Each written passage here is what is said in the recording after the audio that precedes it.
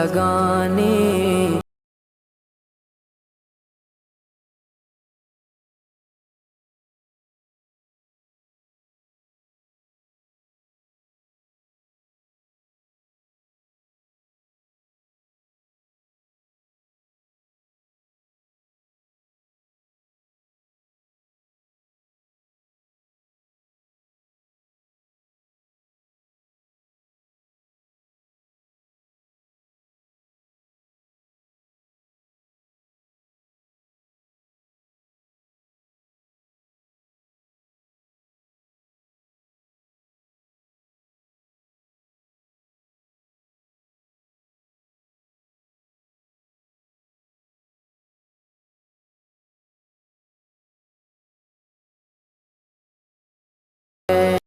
তারপরের ঘটনাটা দেখার আগে তুমি কি আল্লাহকে ভালোবাসো? যদি ভালো না বাসো তাহলে তোমার কিচ্ছু করার দরকার নাই, তুমি চলে যাও। আর যদি মন থেকে আল্লাহকে ভালোবাসো তাহলে অবশ্যই লাইক এবং সাবস্ক্রাইব করবে। আজকে দেখা যাবে কে কে আল্লাহকে ভালোবাসে। আল্লাহকে ভালোবাসলে লাইক এবং সাবস্ক্রাইব করো।